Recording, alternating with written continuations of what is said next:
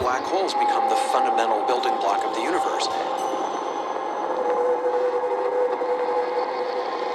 A galaxy will basically be a supermassive black hole in a center with smaller black holes orbiting it. Zombie galaxies filled with black holes continue to evolve.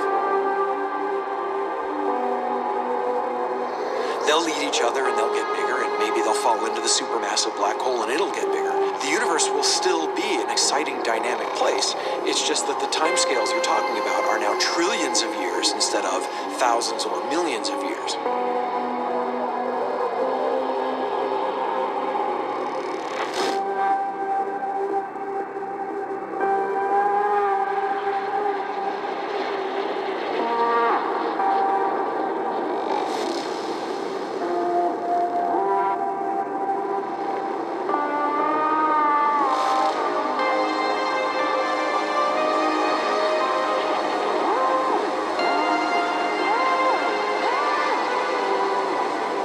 Black holes can bang on space-time like mallets on drum.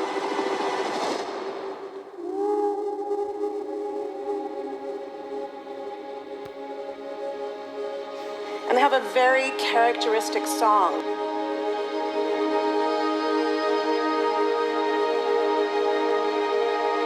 Imagine two black holes that have lived a long life together. At the end of their lives, they're going around each other, crossing thousands of kilometers in a fraction of a second. As they do so, they leave behind in their wake a ringing of space, an actual wave on space-time.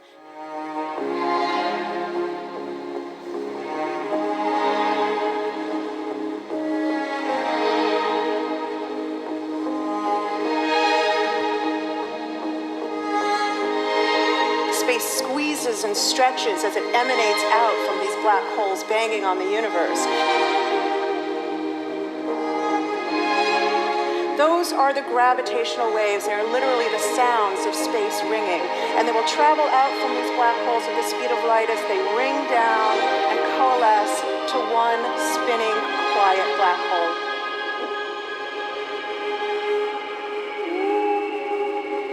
If you were standing near enough, your ear would resonate with the squeezing and stretching of space. You would literally hear the sound.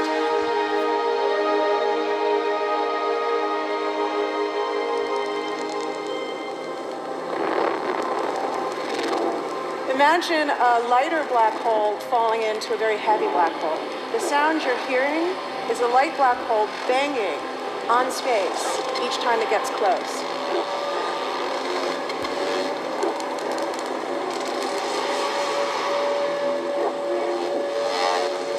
As it falls in, it gets faster and it gets louder.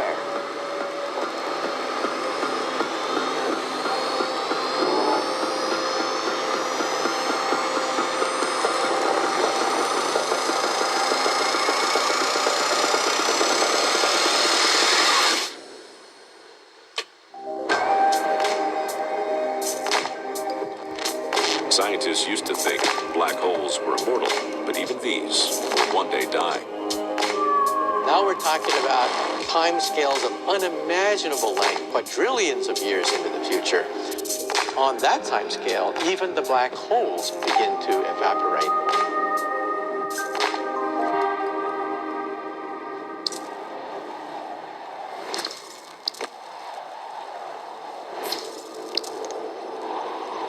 According to quantum mechanics, space is filled with virtual particles and antiparticles that are constantly materializing in pairs, separating, coming together again, and annihilating each other.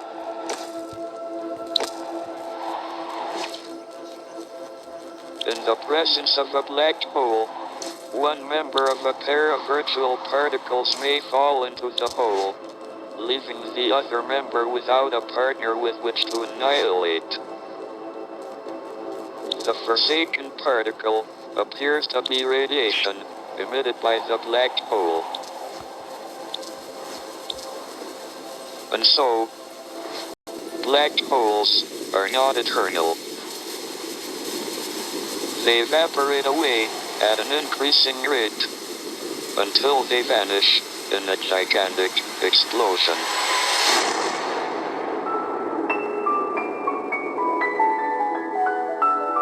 Quantum mechanics has allowed particles and radiation to escape from the ultimate prison, a black hole.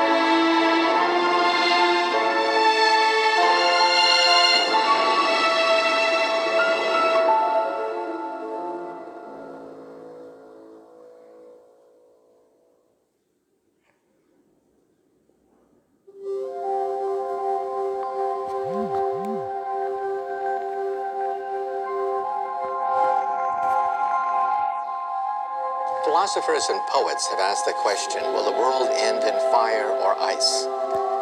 We can now give an answer. The latest evidence shows that the universe is not slowing down, but it's speeding up out of control. And the universe, we think, will die in ice. Trillions upon trillions of years from now. Empty space itself has energy. In every little cubic centimeter of space, whether or not there's stuff, whether or not there's particles, matter, radiation, or whatever, there is still energy even in the space itself. And this energy, according to Einstein, exerts a push on the universe. What is the weird stuff that's accelerating the universe? We call it dark energy. And this stuff is the dominant stuff of the universe. Almost 3/4 of the matter-energy content of the universe is this dark energy. And we don't know what it is. Dark energy, unlike matter or radiation, does not dilute away as the universe expands. This has crucial implications for what the universe is going to do in the future. So what will be the future of the universe? Well, if the dark energy remains dominant and repulsive, the universe will expand forever.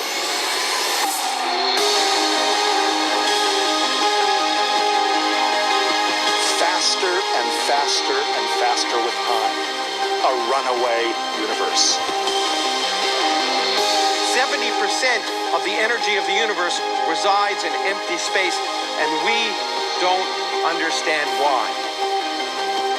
But we do know what will happen. If that energy continues to be there, the universe will become cold and dark and empty. That's the future as it might be. We don't know because we don't yet understand the nature of dark energy. Until we do, we won't know the future. We won't even understand our own origins. And that's why we want to know and study this subject.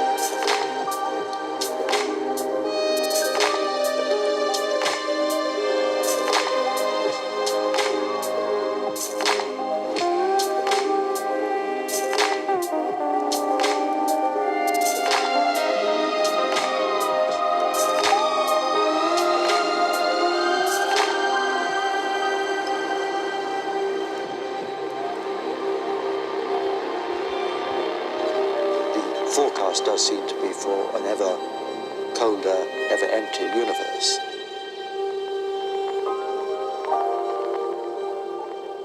But then, of course, we have to ask, could that end lead to a new beginning?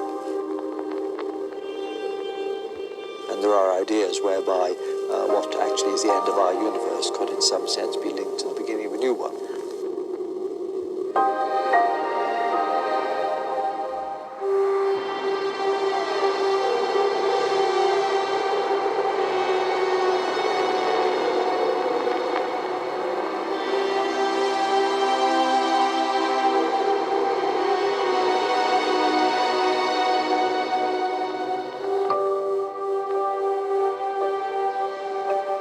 We've worked out the mathematics, the equations. They seem to say that if you have an atom smasher that can concentrate tremendous amounts of energy at a single point, you can perhaps open up a gateway, a baby universe.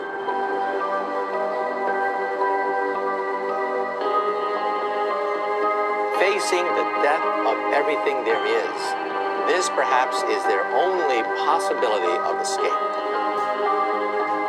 And this also raises a very intriguing possibility, sheer speculation of course, that perhaps any universe that has intelligent life in it will create baby universes, will create lifeboats, and proliferate child universes. So an evolution may take among universes in the multiverse. Survival of the fittest may take place. So those universes which do not have intelligent life are infertile. They have no children. But those universes that have mild temperatures, stars like us, would create civilizations that can open up child universes, and they would then proliferate.